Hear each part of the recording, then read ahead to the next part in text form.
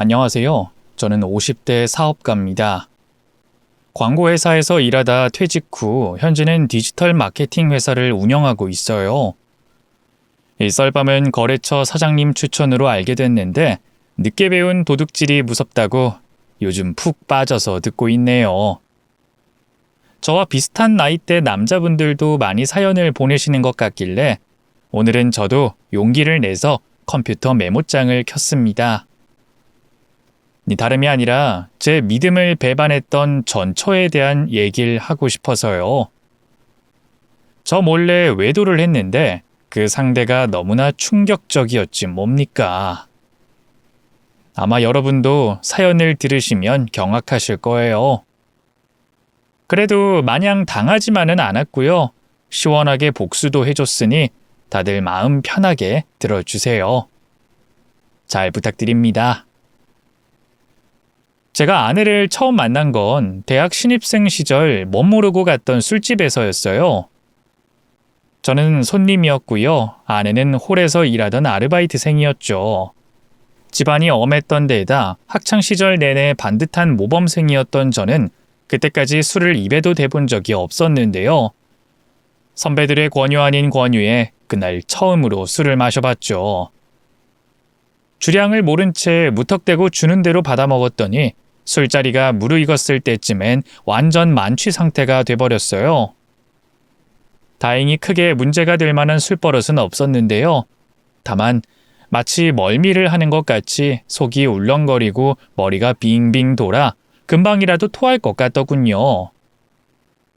그럼 그때라도 얼른 일어나서 화장실로 달려갔어야 했는데 바보같이 선배들의 눈치가 보여 자리에 앉아 꾹 참고만 있었죠. 하지만 토끼가 참는다고 참아지는 게 아니잖아요. 결국 얼마 못 가 저는 구역질을 시작했고요. 뒤늦게 화장실로 달려가려고 했지만 그보다 빠르게 가게 바닥에 토사물이 쏟아졌죠. 다른 테이블에 있는 손님들은 물론 과 동기며 선배들까지 경악해 뒤로 물러나던 게 아직도 생각이 납니다. 그때 제 심정은 한마디로 죽고 싶다였어요. 밖에서 토해보신 분들은 아실 거예요. 속은 울렁거리고 위장은 쥐어짜이고 미칠 것 같은데 사람들의 시선과 수근거림은 칼처럼 나를 찌르는 것 같고 마치 거리에 알몸으로 나온 것처럼 너무 비참하고 수치스러운 기분이 들었죠. 그때는 어린 나이라 그랬는지 눈물까지 나올 것 같더군요. 일행에게 도움을 구하지도 못하고 그렇다고 제가 나서서 뒤처리도 못한 채 굳어만 있던 바로 그때였어요. 가게 아르바이트생 중 한 명이 뭔가 이상한 분위기를 감지하고 달려와 외마디 비명을 지르더군요. 세상에! 손님 괜찮으세요? 아르바이트생은 놀랍게도 제게 다가와 상태부터 살펴봤어요. 괜찮으세요? 화장실로 데려다 드릴까요? 아니요. 다 토한 것 같아요. 괜찮아요. 그럼 이쪽에 앉아서 물 한 잔 드시고 계세요. 여긴 제가 치울게요. 아르바이트생은 저를 반대편에 있는 빈 테이블로 안내했어요. 그리고는 어디선가 대걸레를 가지고 와 제가 토한 흔적을 치우기 시작했죠. 냄새가 지독했는데 싫은 기색 하나 없이 묵묵하게 일을 하더라고요. 너무 미안한 마음에 제가 하겠다고 나섰지만 극구 사양하더군요. 됐어요. 그냥 앉아 계세요. 그치만 제가 토한 건데 제가 치워야죠. 아니에요. 매장 청소도 제 일인걸요. 금방 할 테니까 걱정 마세요. 아르바이트생은 저를 향해 씩 웃어 보이며 그렇게 말했어요. 그 얼굴이 어찌나 청초하고 어여뻐 보이던지 그 순간 있는 줄도 몰랐던 심장이 갑자기 빠르게 뛰기 시작했습니다. 맞아요. 사랑에 빠진 거였죠. 남중남고를 나와 여자 손이라곤 잡아본 적도 없는 쑥맥에게 찾아온 첫사랑이었어요. 그 뒤로 저는 이런저런 핑계로 동기들과 그 술집에 자주 찾아갔죠. 나중엔 친구들도 제 마음을 눈치챘고요. 도와주겠다면서 적극적으로 나섰죠. 걔 중엔 글솜씨가 뛰어난 놈도 하나 있었는데요. 제가 내성적인 성격 때문에 고백을 힘들어하자 고맙게도 대신 편지를 써줬어요. 하도 오래전 일이라 지금은 기억이 잘 안 나는데 마치 시처럼 아름다운 문장으로 그녀의 아름다움을 칭송하고 제 마음을 전하는 내용이었던 것 같아요. 친구가 대필해준 그 편지를 그녀에게 건넸을 때 어찌나 떨리던지 그녀에게 답이 올 때까지 잠도 제대로 못 자고 밥도 못 먹을 정도였네요. 그로부터 사흘 뒤 다행히 그녀는 제 마음을 받아줬고요. 그렇게 그녀와 저는 연인 사이로 발전했습니다. 참 꿈같은 일이었죠. 여자친구는 첫 만남에서 느낀 것처럼 따뜻하고 배려심이 많은 성격이었어요. 8년이라는 긴 연애 기간 동안 저희는 한 번도 다툰 적이 없었죠. 여자친구가 저보다 2살 연상이라서일까요? 그녀는 또래 여자들과 달리 사소한 걸로 서운해하지도 않았고요. 남자친구와 뭐든 함께 해야 하는 의존적인 성격도 아니었네요. 게다가 제 군대며 취업까지도 묵묵하게 기다리며 응원해줬죠. 그 시대엔 다들 일찍 결혼하는 추세였기 때문에 여자가 20대 후반만 돼도 노처녀 소리를 듣기 십상이었는데요.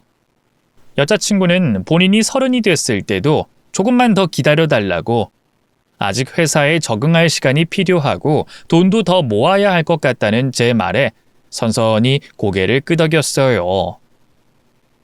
미안해 자기야. 나도 진짜 결혼하고 싶거든?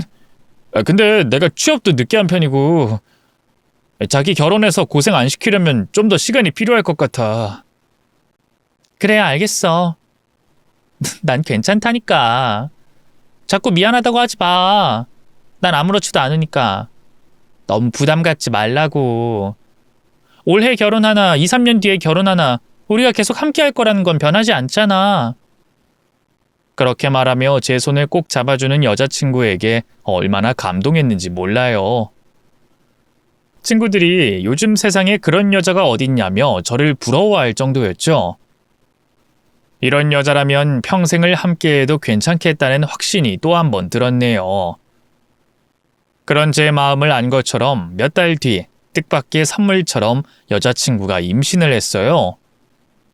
나름 피임을 철저하게 했다고 생각했는데 희박한 확률을 뚫고 아이가 찾아와 준 거죠. 그쯤 되니 저도 더는 결혼을 미루지 못하고 부랴부랴 식을 올렸고요. 이듬해 예쁜 딸아이를 낳고 행복한 가정을 꾸렸습니다. 그때까지만 해도 정말 꿈에도 몰랐네요. 믿었던 아내가 아주 거하게 제 뒤통수를 칠 줄은 말이죠. 아내는 임신 후 바로 직장을 그만두고 전업주부가 됐는데요. 결혼 초엔 새벽같이 일어나 꼬박꼬박 아침을 차려줄 정도로 내조의 열성이었어요. 딸아이도 참 열심히 키웠죠. 그런데 딸이 유치원에 들어갈 무렵부터 조금씩 달라지기 시작했습니다. 같은 아파트에서 만난 애엄마들하고 어울리면서 바깥 출입이 잦아졌고요. 때로는 딸을 저희 부모님께 맡기고 1박이나 2박으로 여행을 다녀오기도 했어요. 처음엔 아내도 아내 나름의 자유를 즐길 권리가 있으니 이해하려고 노력했어요. 모처럼 사귄 친구들과 재밌게 놀라고 용돈을 두둑히 챙겨주기도 했고요. 아내가 없을 땐 빨래며 설거지며 집안일을 미리 해두기도 했죠. 그런데 이 아내의 행동이 점점 도를 넘어서기 시작했습니다. 집안 살림을 등한시하는 것까진 그렇다 쳐요. 그런데 엄마로서 양육만큼은 제대로 해야 하는 거 아닌가요? 애엄마라는 사람이 친구들과 밖에서 늦게까지 놀다가 다음날 피곤에 찌들어선 딸은 거들떠도 안 보기 일쑤였죠. 늦잠 자다 딸아이를 유치원에 늦게 보내기도 했고요. 아침 저녁도 제대로 챙겨 먹이지 않고 순 과자에 인스턴트 식품만 줬죠. 딸이 어느 날 퇴근한 저를 붙잡고 과자 말고 밥이 먹고 싶다고 하는데 얼마나 놀랐는지 몰라요. 결국 하루는 아내를 붙잡고 진지하게 말했죠. 당신 새로 사귄 친구들하고 어울리는 건 좋은데 다들 가정 있는 주부들이잖아. 좀 자중하는 게 좋지 않겠어? 요즘 밥도 잘 안 챙겨주고 말이야. 나야 그렇다 치지만 새별이는 한창 자랄 나이인데 잘 먹여야지. 누가 들으면 내가 애를 굶기는 줄 알겠다? 잘 챙겨 먹이고 있으니까 걱정 마. 새별이 말로는 오늘 아침에도 바나나 하나 먹고 말았다는데 어제 저녁은 라면이었고. 애한테 벌써 라면 먹이면 어떡해. 그렇게 잘났으면 당신이 직접 애 밥 차려 먹이든가. 나름 좋게 말한다고 말한 건데 아내는 기분이 상한 듯 왈칵 소리를 질렀어요. 그것도 모자라 눈물까지 흘리며 속마음을 토로하더군요. 애 키우랴 살림하랴 난 대체 언제 놀아? 친구들하고 맘대로 외출 한번 못하냐고? 가난한 농사꾼 집에서 태어나서 학교도 제대로 못 다니고 평생 일만 하면서 살았어. 남들처럼 결혼해서 주부로 사는 게 내 꿈이었는데 당신 자리 잡는 거 기다린답시고 또 10년 가까이 죽어라 이랬고. 처가댁이 그렇게 넉넉한 형편은 아니라 아내가 어릴 때부터 고생하며 살아온 건 사실이었어요. 남동생 학비를 대느라 고등학교도 중퇴하고 뼈 빠지게 일만 했었죠. 또 아내가 결혼 전 다니던 회사 상사 때문에 마음고생을 많이 했었거든요. 이래저래 그런 것들이 쌓여 한이 된 모양이더라고요. 마음이 약해진 저는 그쯤에서 물러나고 아내를 위로하려 했는데요. 이게 웬걸. 뒤이어 나온 아내의 말은 너무나 충격적이었습니다. 이럴 줄 알았으면 새별이도 안 가졌을 거야. 결혼해서 회사 그만두고 당신 내조하고 애나 키우면서 살려고 임신한 건데 애 키우는 게 이렇게 힘들고 시간을 많이 뺏기는 건 줄은 몰랐어. 너무 후회돼. 뭐? 그게 무슨 소리야? 당신이 원해서 새별을 가졌다는 거야? 의도적으로 피임 안 하고 임신한 거라고? 제 말에 아내가 흠칫한 표정으로 입을 다물었어요. 그리고는 그런 거 아니라며 허둥지둥 몸을 일으키더군요. 어딜 가려고 해? 대화는 마저 해야지. 뭐가? 난 더 할 얘기 없어. 전 회피하려는 아내를 붙잡고 끈질기게 추궁했어요. 결국 아내의 입에서 믿지 못할 진실이 흘러나왔습니다. 그래 맞아. 내가 의도적으로 콘돔에 구멍 뚫어서 애기 가지려고 한 거야. 그게 그렇게 잘못했어? 안 그랬으면 당신 결국 끝까지 나랑 결혼 안 하려고 했을걸? 그게 대체 무슨 소리야? 세상에 어떤 여자가 일하기 싫고 결혼하고 싶다고 애부터 가져? 왜 그렇게 삐딱하게 봐? 당신을 사랑하고 놓치고 싶지 않으니까 그랬지. 난 자꾸만 나이를 먹어가는데 당신은 계속 기다려달라고만 하고 친구들은 이러다 당신이 나 뻥 차버리고 어린 년 만날 거라고 겁주고 너무 무서웠단 말이야.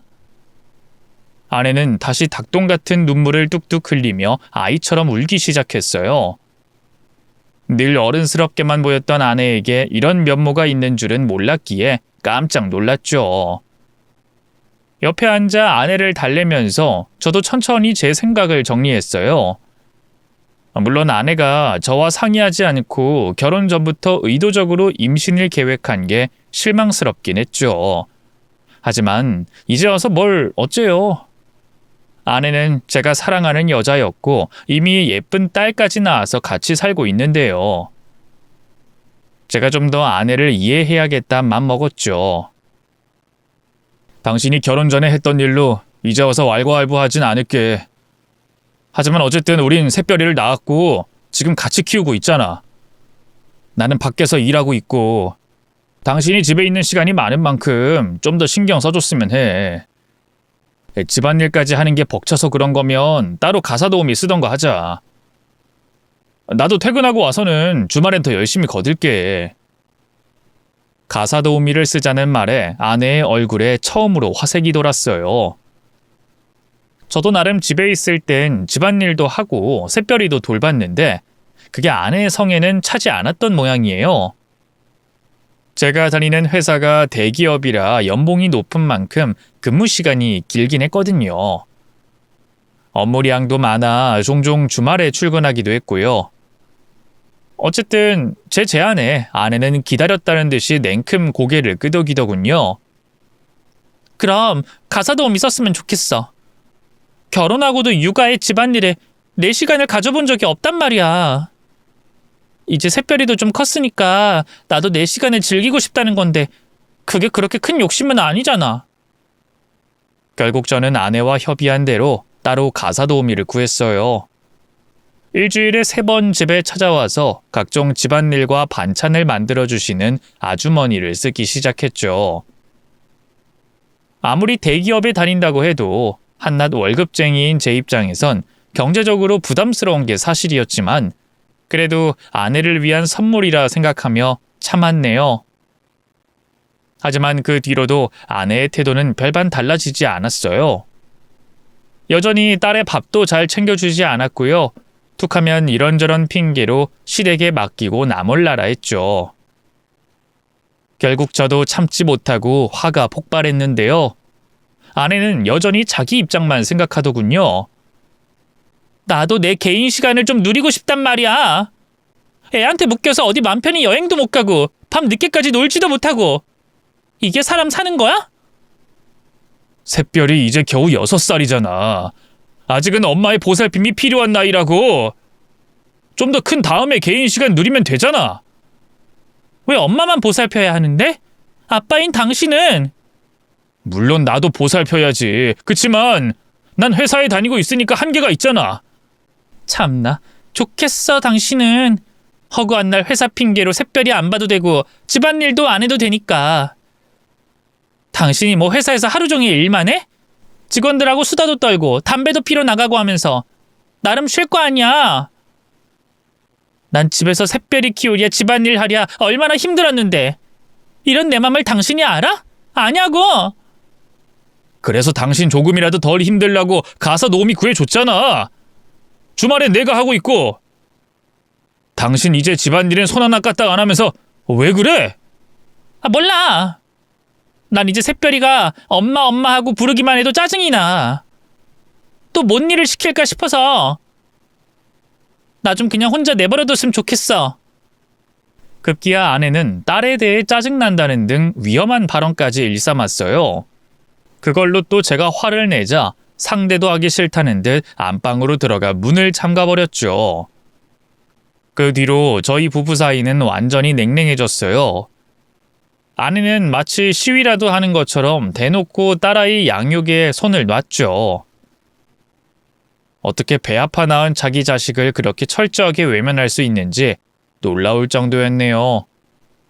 결국 딸을 시댁에 맡길 수밖에 없었는데요. 연로하신 부모님에게 계속 그렇게 부탁하는 것도 한계가 있더라고요. 고민 끝에 저는 아내에게 먼저 화해의 손길을 내밀었습니다. 어쨌든 딸에겐 아직 엄마가 필요했으니까요. 내가 어떻게 했으면 좋겠어? 회사 그만두고 주부가 될까? 당신이 나가서 일할래? 제 말에 아내는 너무나 뜻밖의 말을 했어요. 그냥 당신 회사 그만두고 가게 차리면 안 돼? 뭐? 가게? 응, 당신 전부터 식당 하고 싶어 했잖아. 제가 식당 창업에 관심이 있는 건 사실이었어요. 원래 요리하는 걸 좋아하기도 했고요.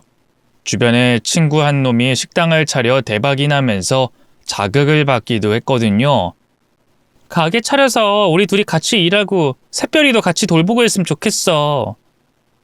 그렇게 공평하게 하면 좀 괜찮을 것 같아. 아내의 말에 저는 크게 갈등했어요.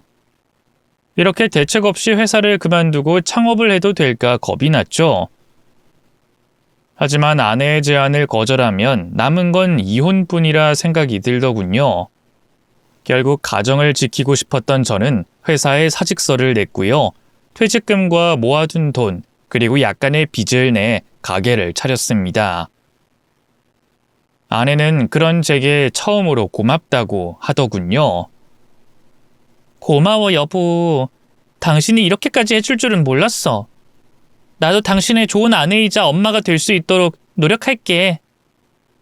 제가 차린 식당은 김치찌개와 찜을 전문으로 하는 곳이었어요. 얼핏 평범해 보여도 모든 메뉴가 제가 몇 달에 걸쳐 레시피를 연구 개발한 거였죠.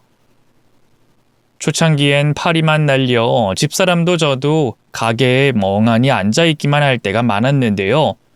반년쯤 지나자 조금씩 입소문이 나면서 손님들이 하나둘 늘어나기 시작했어요. 제가 워낙 손이 빨라서 주방은 그런대로 괜찮았는데요. 문제는 홀이었죠. 아내 혼자 감당하는 게 너무 버거워 보이더군요. 결국 알바생을 따로 구했는데요.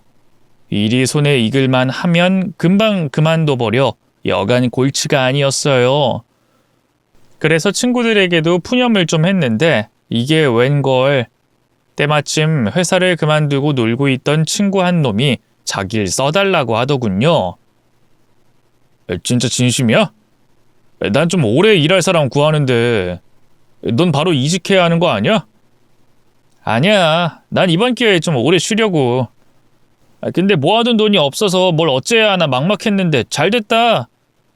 나 열심히 할게. 뽑아주라. 어? 그 친구는 과거 연애 시절에 제 편지를 대필해줬던 바로 그 친구였어요. 남자치고는 너무 섬세한 성격 탓일까요?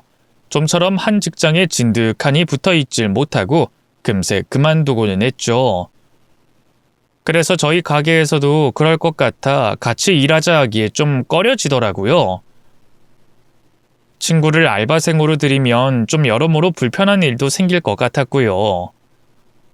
하지만 친구는 제가 망설이는 걸 눈치채고 더욱 적극적으로 조르기 시작했어요. 야, 너 이럴 거냐? 내가 대학 다닐 때 네 편지 대필도 해줬는데 네가 재수 씨랑 결혼해서 잘 사는 거 따지고 보면 내 덕이라고 임마. 자꾸 이러면 나 좀 서운하다. 친구가 그렇게까지 말하는데 더는 거절하기가 힘들었어요. 결국 친구를 저희 가게 알바생으로 쓰게 됐죠. 그런데 친구는 제 가게가 그렇게까지 잘 되는 줄 몰랐나 봐요. 출근한 첫날 점심시간이 되자마자 대기줄이 생기는 걸 보고는 놀라서 입을 떡 벌리더군요. 야, 난 너 이렇게까지 대박난 줄 몰랐어. 손님이 쉴 새 없이 몰려오는데? 야, 이거 시급 더 쳐줘야 하는 거 아니냐? 그럼 당연히 더 쳐줘야지. 걱정하지 마. 제 말에 친구가 고맙다며 씩 웃더니 문득 저를 보며 말했어요. 야, 근데 넌 옛날부터 운이 참 좋은 것 같아. 대기업도 한 번에 철석 붙질 않나. 가게는 차리자마자 대박이 나질 않나. 결혼을 잘해서 그런가? 재수 씨가 참 좋은 여자였잖냐. 얼굴도 예쁘고. 난 아직도 재수 씨가 술집에서 일할 때 네가 토한 거 싫은 내색 없이 치워주던 게 생각난다, 야. 아, 그랬지 참. 그게 벌써 몇 년 전이냐. 그때 너 재수 씨랑 잘 되라고 내가 연애 편지까지 대필해줬잖아. 그거 재수 씨는 아직도 모르지? 어떻게 보면 나랑 잘 될 수도 있었는데 말이야. 다른 말은 다 괜찮았는데 마지막 말에 기분이 좀 그렇더라고요. 친구 아내한테 뭐 저런 말을 하나 싶어서 말이죠. 안 그래도 그 친구가 옛날부터 제가 가진 물건을 자주 탐내고 비슷한 걸 따라 사고는 했거든요. 옷이나 학용품을 그렇게 따라 사는 건 상관없었지만 제 아내에 대해서까지 그렇게 말을 하니 좀 기분이 언짢더군요. 그래도 출근 첫날부터 내색하고 싶진 않아 그냥 아무 말도 하지 않았죠. 어쨌든 그 뒤로 그 친구는 매일 저희 가게로 출근해 일을 도왔는데요. 어찌나 일머리가 없고 손이 굼뜨던지 솔직히 도움은 거의 되지 않았어요. 그래도 차마 먼저 그만두라고 할 수는 없어 석 달 정도 같이 일했는데요. 회사도 1년을 채 못 다니고 계속 옮기는 친구답게 어느 날 갑자기 그만두고 싶다고 먼저 말을 꺼내더군요. 이제 나도 슬슬 재취업해야지. 내일까지만 나오고 더는 못 나올 것 같다. 내가 너 그럴 줄 알았다. 언제는 오래 일할 수 있다고 하더니 미안하게 됐다. 아니야, 됐어. 근데 그래도 사람 구할 때까진 좀 일해줘야지. 와, 이거 몇 달 내내 알바생으로 있었다고 완전 사장님 마인드로 말하네. 야, 어떻게 사람 구할 때까지 일을 하냐? 나 당장 내일 다른 회사 면접 잡혔는데. 뭐? 야, 아무리 그래도 내일 당장은. 아이, 친구 좋다는 게 뭐냐? 나 이 회사 꼭 가고 싶은 회사야. 이해 좀 해주라. 응? 친구가 그렇게까지 말하는데 뭐라고 더 할 수가 없더라고요.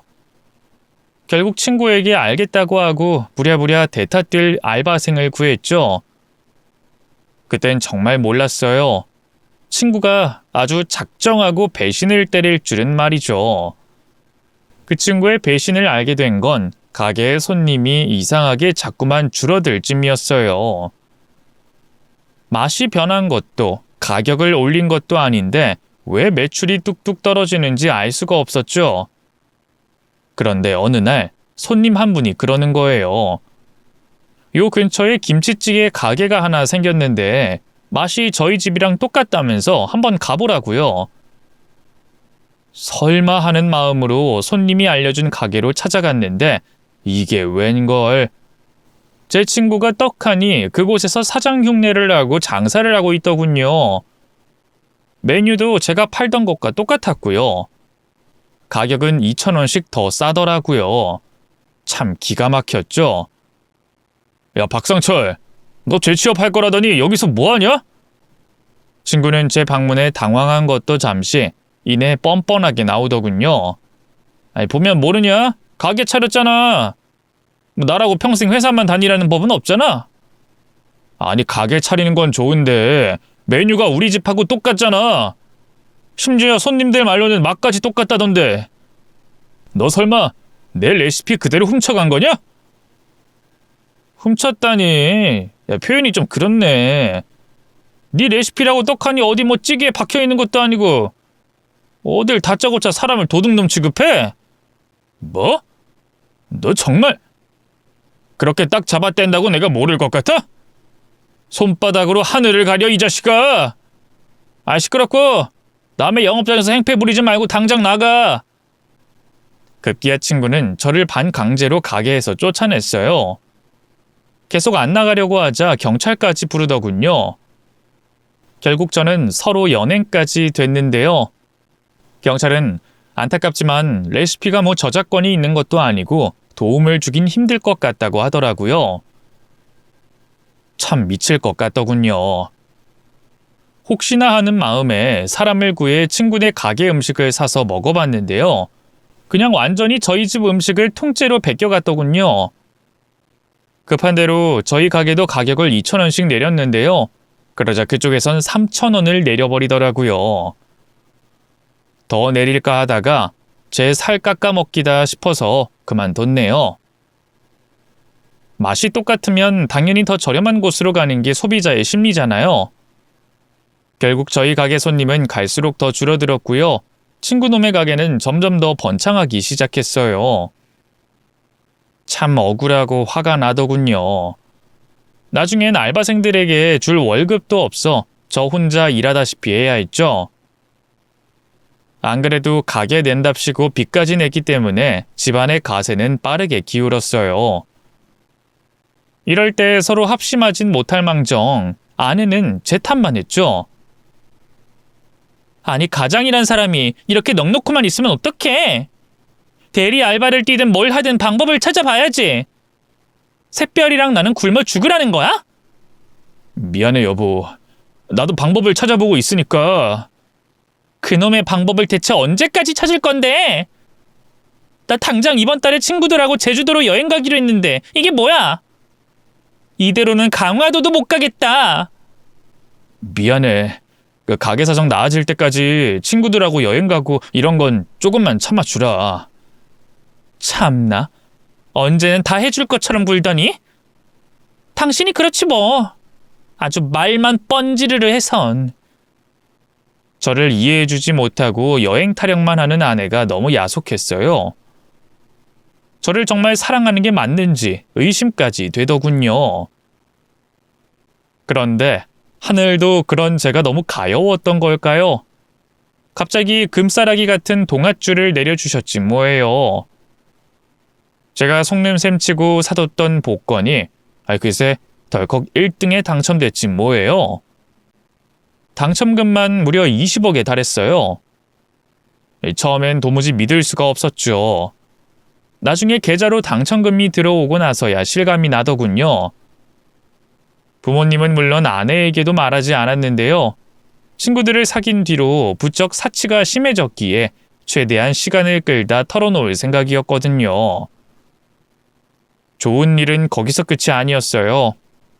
글쎄, 신문사에서 저희 가게 사연을 취재하고 싶다지 뭐예요. 아무래도 단골 손님 중 한 명이 저를 불쌍하게 생각해 제보를 해준 것 같더라고요. 하지만 막상 기자에게서 연락이 오자 망설여지더군요.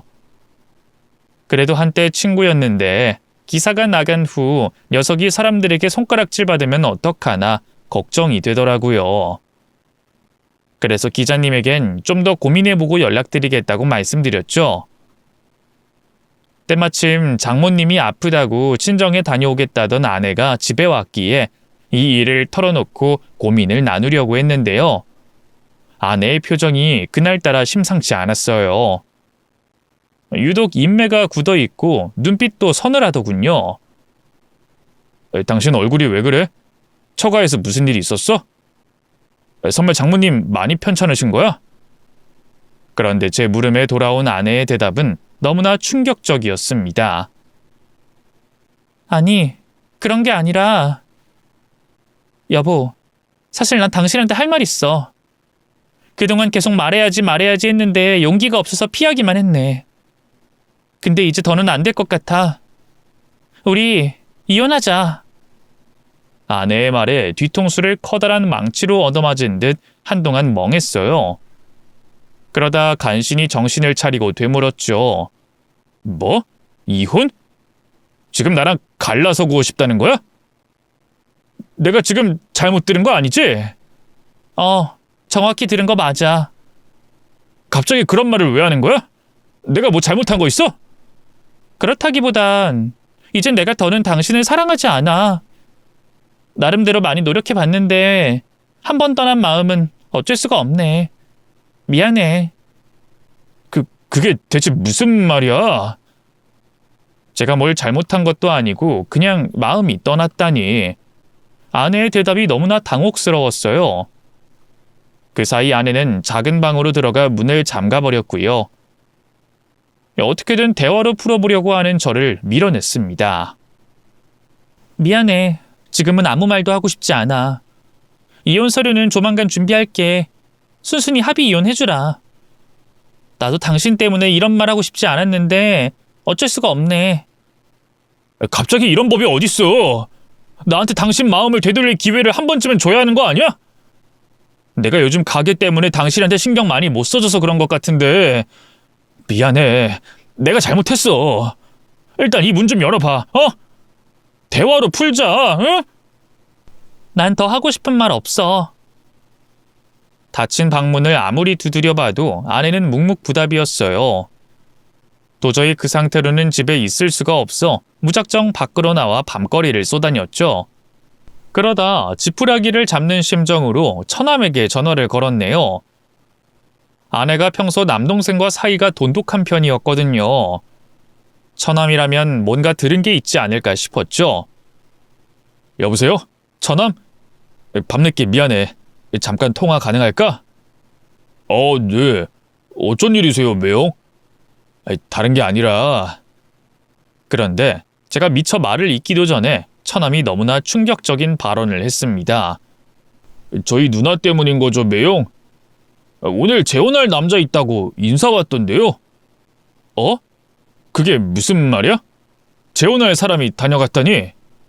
네? 매형 설마 모르셨어요?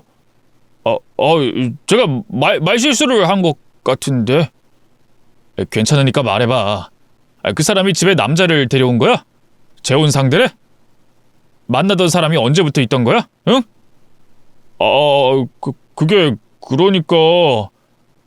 제가 몰랐던 눈치이자 처남은 안절부절 못했어요. 누나의 외도를 일러바친 꼴이 됐으니 당연히 그랬겠죠. 괜찮으니까 얘기해봐. 응? 그럼 제가 말한 건 누나한테 비밀로 해주셔야 돼요.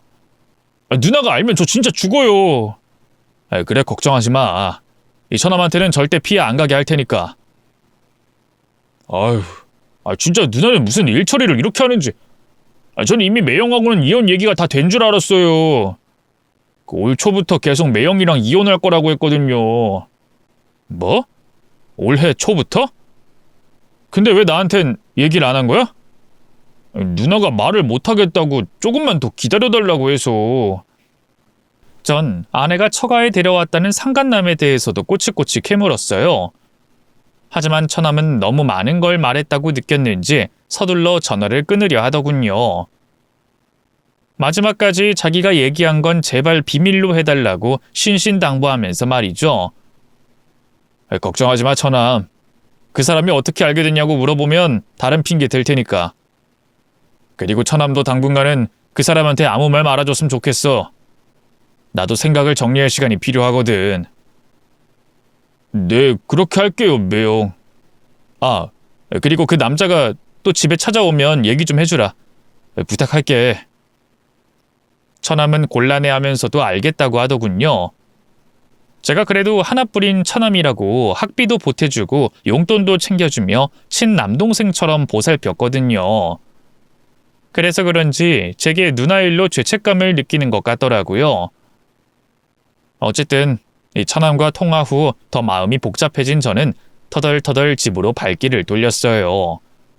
그런데 집에 도착하니 너무나 경악스러운 광경이 저를 기다리고 있었습니다. 바로 텅 비어버린 안방이었죠. 맞아요. 아내는 그새 자기 옷가지며 잔짐들을 싹 챙겨 집을 나가버린 거예요. 식탁 위엔 서로 감정 안 상하고 잘 이혼하려면 떨어져 있는 게 좋을 것 같아. 난 앞으로 친정에서 지낼게. 라고 쓰여진 짧은 메모만 놓여져 있더군요. 어떻게 저한테 가타부터 말도 없이 이럴 수 있는지.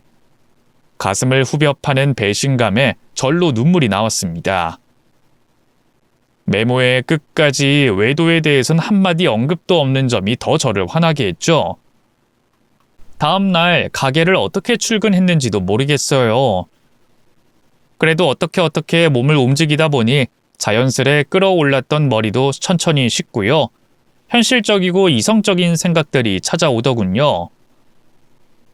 무작정 따지면 잡아뗄 수 있으니 일단 증거부터 모아야겠다 싶더라고요.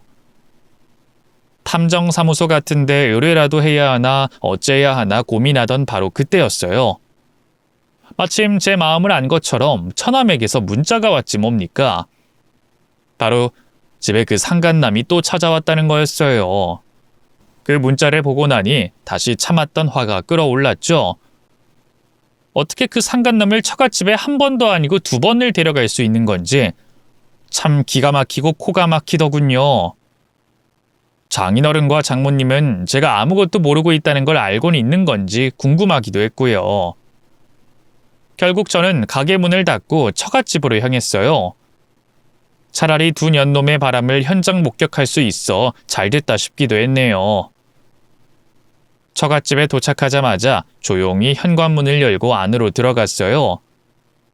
이미 몇 번 처갓집에 방문한 적이 있던지라 비밀번호는 알고 있었거든요. 다 같이 거실에 모여 있는지 시끌벅적하더라고요. 슬그머니 복도 쪽으로 고개를 내밀고 상황을 살펴봤어요.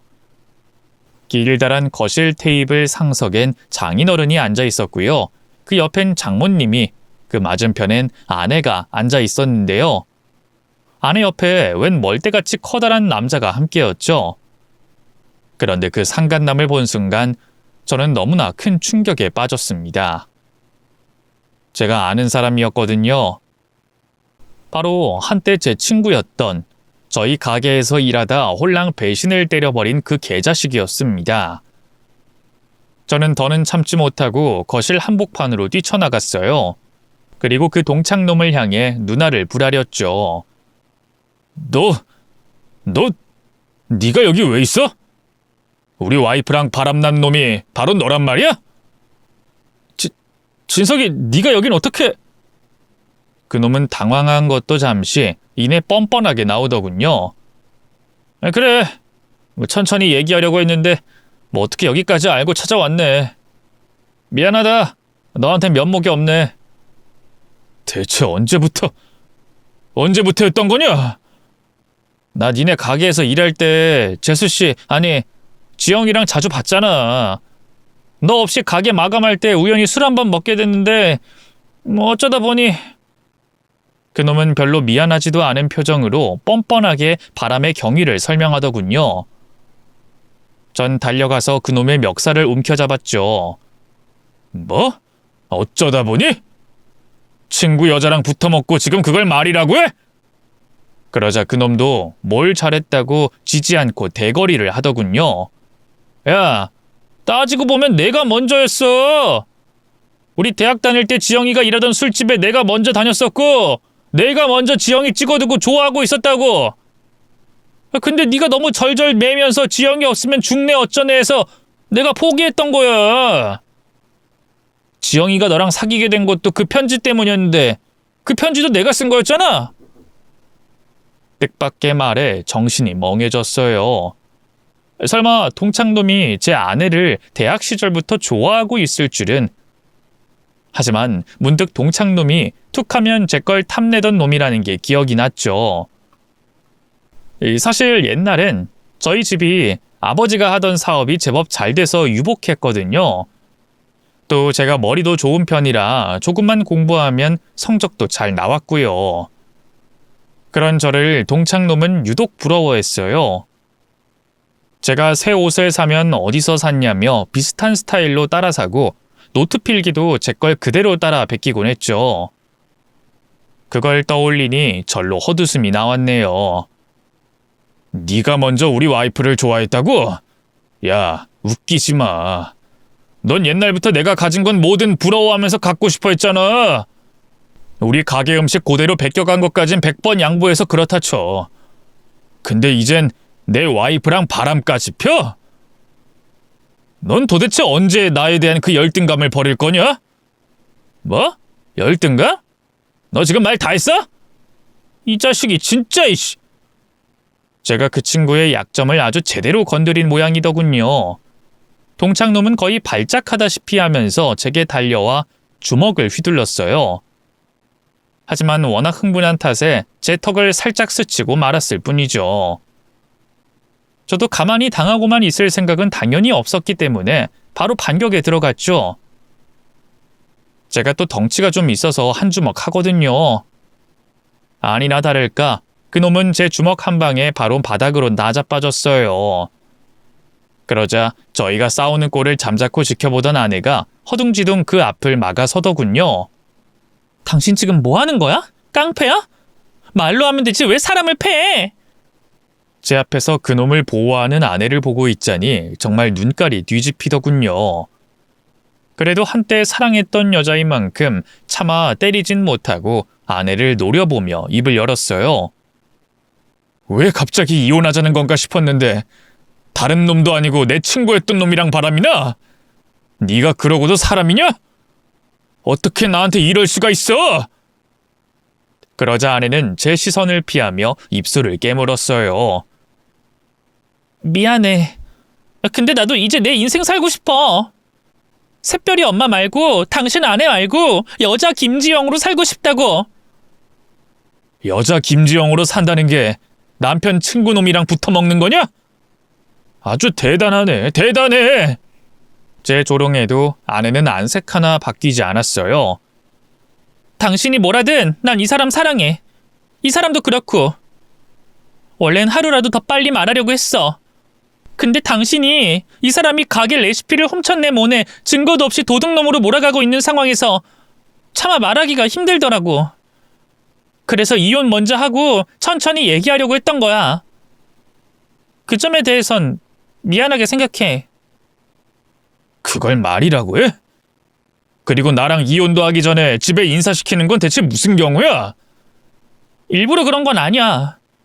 밖에서 이 사람이랑 다니는 걸 부모님한테 들키는 바람에 어쩌다 보니 일이 그렇게 꼬였어. 아내의 변명 아닌 변명을 듣고 있자니 기가 막히더군요. 장인어른과 장모님은 제 눈치를 보긴 했지만 그뿐이지 팔은 안으로 굽는다고 하잖아요.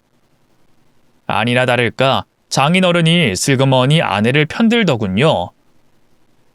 아니, 자네가 옛날부터 일한답시고 또 가게 한답시고 집에 소홀했다며. 아니, 오죽하면 우리 주영이가 바람까지 폈겠나. 어쨌든 이제 와서 누구 잘잘못 따질 건 아니고 사람 마음이 변했다는데 어쩌겠나. 그냥 조용히 이혼해주게. 장인어른의 그 말을 듣고 있자니 절로 비웃음이 나오더군요. 잘잘못을 따지고 싶지 않겠죠. 바람핀 건 제가 아니라 이 사람이니까요. 뭐야? 자네 지금 장인인 나한테 대드는 건가? 네, 그럼 안 됩니까? 어른이 어른다워야죠. 아주 딸 잘못 키워 미안하다 사과 한마디 없이 이혼하라 하시네요? 왜요? 대기업 다니던 사위가 사업 쫄딱 말아먹으니까 이젠 필요 없어지셨습니까? 새 사위가 저한테 훔쳐간 가게 레시피로 대박난 걸 알고 벌써 계산 다 끝내셨나봐요. 제 말에 장인어른은 아무 말도 하지 못했어요. 평소에 자기 아쉬울 땐 연락해서 용돈 좀 보내달라, 병원비 좀 보내달라 하던 양반이 제가 폭삭 망했다고 빠르게 손절하는 폼이 딱 그 아비의 그 딸이더군요. 그래요. 까짓 거 이혼해주죠 뭐. 저도 저를 배신한 동창놈이랑 붙어먹은 여자 따위한테 요만큼의 감정도 남아있지 않으니까요. 차라리 배신자 놈이랑 세트로 묶어서 지옥으로 보내줄 수 있게 됐으니 잘 됐네요. 저는 복권 당첨금이며 기자에게 왔던 연락을 떠올리며 쾌재를 불렀어요. 과장된 태도로 박수까지 치며 웃었죠. 그러자 처갓집 식구들과 동창놈이 저를 미친놈 보듯 보더군요. 그러거나 말거나 전 쓰러져서 끙끙대는 동창놈과 그 곁을 지키고선 아내에게 말했어요. 변호사 선임해서 상간남 소송이랑 위자료 소송 걸 거니까 준비나 해도. 뭐 곧 폭삭 망할 가게 때문에 그럴 정신이 있을진 모르겠지만. 그게 무슨 소리야? 뭐 무슨 일인지는 곧 알게 될 거야. 어쨌든 이거 하나만은 명심해. 죄 짓고는 못 산다는 거. 전 아내에게 그렇게 차갑게 일갈한 뒤 처갓집을 빠져나왔어요.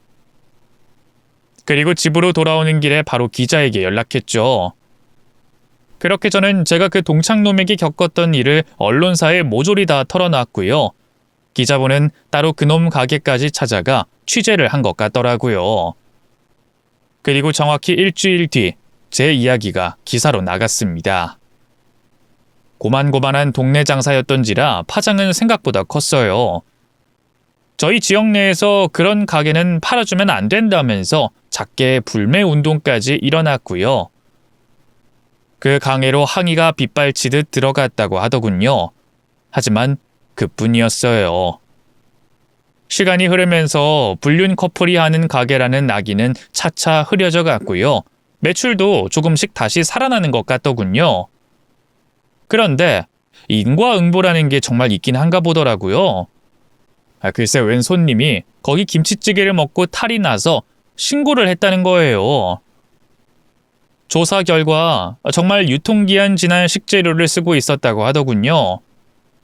그게 알려지면서 난리가 났고요. 불륜 커플이 하는 가게라는 이미지도 다시 살아났죠. 그러자 동창놈은 뒤늦게 저희 가게로 찾아와 울며 불며 매달렸어요. 내가 잘못했다 진서가. 그래 네 말이 다 맞아. 내 못난 열등감 때문에 옛날부터 널 질투했던 것도 맞고 의도적으로 나쁜 맘 먹고 너희 가게 레시피 훔친 것도 맞아. 근데 내가 오죽하면 그랬겠냐? 난 너랑 달리 집도 별 볼 일 없고 대학도 중퇴해서 졸업장도 없고 쓰레기 같은 회사만 전전했었어. 그래서 네가 결혼한 여자도 네가 운영하는 가게도 너무 부러워서 어떻게든 빼앗고 싶었어. 그런 나쁜 마음을 먹어서는 안 됐던 건데 내가 다 잘못했다. 제발 한 번만 용서해 주라. 응? 너 같으면 용서하겠냐?